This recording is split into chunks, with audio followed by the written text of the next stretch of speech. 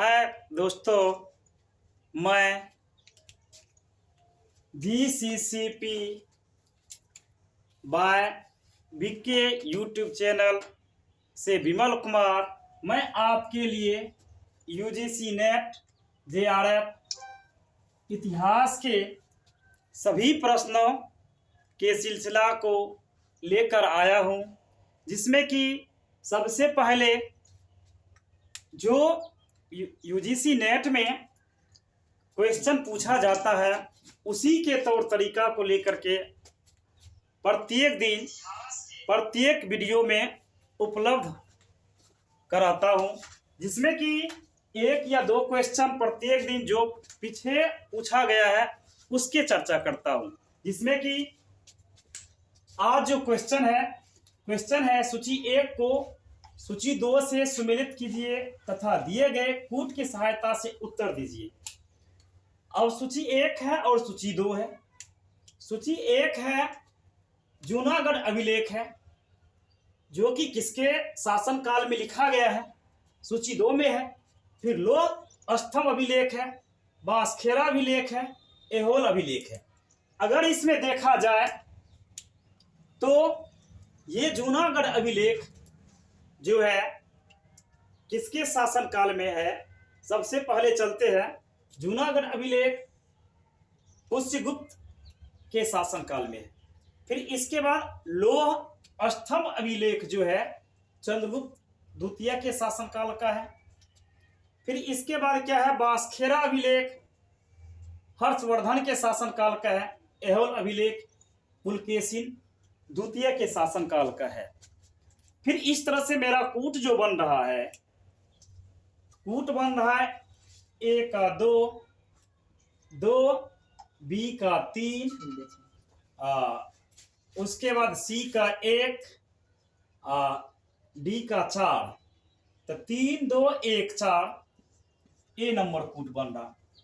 फिर इस तरह से क्वेश्चन नंबर 2 जो है कि निम्नलिखित को काला अनुसार लिखिए और निम्न कूट से सही उत्तर चुनिए। ये कह रहा, निम्नलिखित को काल क्रम के अनुसार लिखिए और निम्नलिखित कूट से सही उत्तर का चयन कीजिए। तो इसमें धातु प्रस्तर काल है, इसके बाद लोह काल है, कांस्य काल है और प्रस्तर काल है। तो धातु प्रस्तर काल सबसे पहले अगर देखा जाए कि कौन काल है, हम उसका एक एक करके चर्चा कर देते हैं। सबसे पहला है, इसको एक करें, ये प्रस्तर काल है। इसके बाद 2 नंबर प्रस्तर काल के बाद आया है कांस्य काल। इसके बाद अगर देखा जाए तो 3 नंबर सीरियल नंबर 3 में अगर आ जाएगा तो धातु प्रस्तर काल है 2 नंबर में। फिर 4 नंबर में अगर देखा जाए ये लोह काल है। इस तरह से इसका कालक्रम मतलब 1 नंबर पहले आएगा प्रस्तर काल, इसके बाद कांस्य काल, इसके बाद धातु प्रस्तर काल, इसके बाद लोह काल। इस तरह से जो इसका कूट बन रहा है 1 2 पहले 1 4 3 2 1 4 3 2 4 3। एक तरह से इसका कूट कैसे बन रहा है, 1 नंबर में 4 तब 3 तब 1 तब 2, मतलब C वाला। फिर इसके बाद अगर देखा जाए कि तीसरा क्वेश्चन है, फिर निम्नलिखित को काला क्रमानुसार लिखिए और निम्न कूटों से सही उत्तर का चयन कीजिए। तो राजतरंगिणी है, हर्षचरित है, पृथ्वीराज रासो है, संगम साहित्य है। तो इस तरह से इसका किया जाए तो सबसे पहले कौन आया है इसको लेके चले तो सबसे पहले संगम साहित्य का आविष्कार हुआ है। सबसे पहले देखा जाए ये संगम साहित्य है। संगम साहित्य के बाद हर्षचरित है, 2 नंबर आ जाएगा। फिर इसके बाद राजतरंगिणी है, 3 नंबर ये हो जाएगा। फिर इसके बाद ये हो जाएगा 4 नंबर। इस तरह से 1 4 2 1 3 4 2 1 3 मतलब डी में है। फिर इस तरह से चौथा क्वेश्चन है, निम्नलिखित को अनुवर्ती क्रम में रखें और नीचे दिए कूट संकेतों में से सही उत्तर का चयन करें। मतलब क्या है, अनुवर्ती क्रम। अनुवर्ती क्रम में अगर देखा जाए तो उसको लिखना है कि सबसे पहले कौन, इसके बाद कौन, इसके बाद कौन आया है। ठीक है, अनुवर्ती क्रम में अगर इस तरह से अगर देखा जाए तो सीरियल नंबर में पहले जूनागढ़ अभिलेख है, इसके बाद इलाहाबाद है, इसके बाद एहोल अभिलेख है। मतलब ये एक तरह से सीरियल नंबर 1 2 3 4 ही ऐसे ही, मतलब जूनागढ़ अभिलेख है, इसके बाद इलाहाबाद अभिलेख है, एहोल अभिलेख है, इसके बाद पथरी स्तंभ अभिलेख है। एक तरह से 1 2 3 4 इसका बी आंसर हो जाएगा। फिर ये क्वेश्चन था 4। फिर आगे जहां फिर उस पार्ट से, जिस पार्ट से क्वेश्चन है उसी पार्ट के आगे कड़ी को लेकर हम चल रहे हैं, जिसमें कि मेरा अगला कड़ी है पुरातात्विक स्रोत के प्रकार। मतलब पुरातात्विक स्रोत को कितना भागों में बांटा गया है। तो प्राचीन भारतीय इतिहास के जानकारी के लिए पुरातात्विक सामग्री सापेक्षिक रूप से अधिक प्रमाणित होती है। प्राचीन भारतीय इतिहास के जानने के लिए जो पुरातात्विक सामग्री है उसकी जानकारी हमको लेना है, वह प्रमाणित हो जाएगा। इसके अंतर्गत मुख्यतः क्या आता है, पुरालेख विद्या। इसके अंतर्गत मुख्य रूप से क्या सब आता है, इसको देख लेते हैं। पुरातात्विक स्रोत में पुरालेख विद्या आता है, मुद्रा शास्त्र आता है, स्मारक आता है, अवशेष आता है, मृदभांड, मूर्तिकला और चित्रकला आते हैं। मतलब इस तरह से पुरातात्विक स्रोत के अंतर्गत क्या सब आएगा, पुरालेख विद्या, मुद्रा शास्त्र, स्मारक, अवशेष, मृदभांड और मूर्तिकला आता है। फिर आगे सबसे पहला काम क्या है, हमको देखना पुरालेख विद्या क्या है। पुरालेख विद्या के बारे में जानना जरूरी, तब जाकर के पता क्वेश्चन आ जाएगा। फिर अगर इसमें कहा है कि ऐतिहासिक काल के अधिकतर अभिलेख जो है खास करके पत्थर या धातु के चादरों पर खुदे मिले। मतलब ऐतिहासिक काल में जितना भी अभिलेख है वह पत्थर पर, धातु के चादर पर खुदा मिला है। इसलिए साहित्य की तरह इसमें कोई फेर बदल संभव नहीं होता है। मतलब कह रहा है कि जितना भी पुरालेख विद्या होगा उसमें क्या है, साहित्य की तरह कोई फेर बदल नहीं हो सकता है। कैसे कि ऐतिहासिक काल के अधिकतर अभिलेख जो था, जो कि पुरालेख के अंतर्गत आता था, इसमें पत्थर के धातु के चादर पर खुदा मिलता है। पत्थर पर या तो धातु का जो चादर होता था उस पर खुदा मिलेगा। इसलिए साहित्य की तरह इसमें कोई बदलाव संभव नहीं हो सकता। किसके माध्यम में, पुरालेख विद्या में कहा। फिर अभिलेख के श्रेणी में सबसे प्राचीन अभिलेख कौन है, यहां क्वेश्चन आ गया। अभिलेखों के श्रेणी में अगर देखा जाए सबसे प्राचीन अभिलेख कौन हो जाएगा।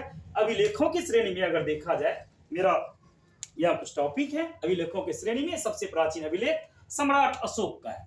याद रखना कि अभिलेखों के श्रेणी में सबसे प्राचीन अभिलेख कौन है, सम्राट अशोक का है। और इसमें एक बात और है, सबसे प्राचीन श्रेणी में पूछा जाए अभिलेख में सम्राट अशोक का है, जो कि पुरालेख के अंतर आता है। फिर केवल उसमें मास्की जो कर्नाटक में है और गुर्जरा मध्य प्रदेश के अभिलेख में अशोक का नाम उल्लेख किया गया है। मतलब इस तरह से क्वेश्चन पड़ता है कि अशोक के किस अभिलेखों के किस पुरालेख में जो कि अशोक का नाम अशोक रखा गया है। तो अशोक का नाम अशोक जो रखा गया है केवल मास्की कर्नाटक जो में पड़ता है उसमें, और गुर्जरा मध्य प्रदेश के अभिलेख में अशोक का नाम अशोक है।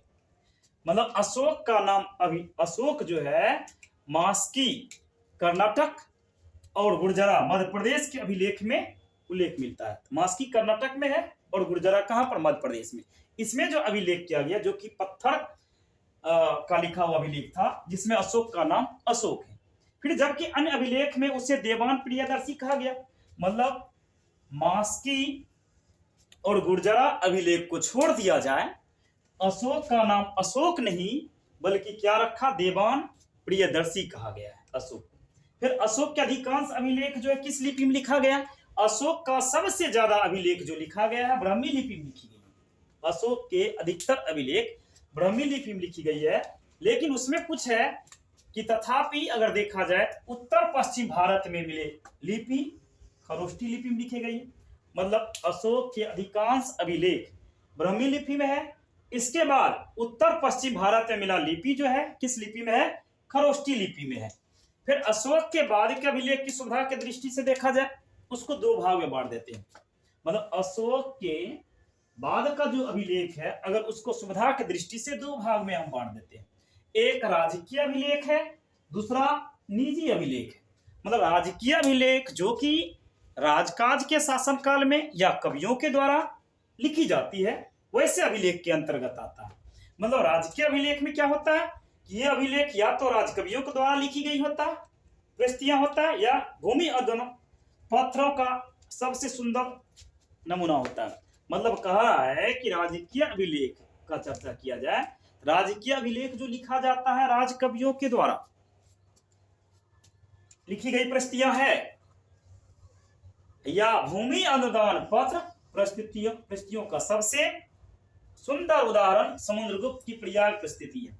मतलब कह रहा है कि भूमि अनुदान का चर्चा अगर किया जाए तो समुद्रगुप्त का जो है प्रयाग प्रस्तुति अभिलेख है, जिसमें कि भूमि अनुदान का चर्चा किया गया है, जो अशोक के स्तंभ पर खुदा हुआ है। अशोक के स्तंभ पर भूमि अनुदान का जो है समुद्रगुप्त के प्रयाग प्रस्तुति का चर्चा किया गया है। और इस परिस्थितियां में समुद्रगुप्त के विजय अभियान और उसके नीतियों की पूरी जानकारी दी गई है। मतलब अगर देखा जाए, कारा राजकीय अभिलेख जो है राजा के द्वारा लिखा गया या तो कवियों के द्वारा लिखी गई प्रस्तियां होती है, या भूमि अनुदान प्रस्ति या तो कोई भूमि में दान में दिया जाता है तो उसमें उसकी प्रस्ति का चर्चा कर दिया जाता है। फिर इस तरह से, लेकिन उसका एक उदाहरण दिया गया है जिसमें कि समुद्रगुप्त के प्रयाग प्रस्तुति का चर्चा किया गया है, जो कि भूमि अनुदान से संबंधित है, जिस पर अशोक का स्तंभ खुदा गया है। और इस परिस्थितियों में समुद्रगुप्त के विजय अभियान और उसके नीतियों की पूरी जानकारी दी गई है। मतलब समुद्रगुप्त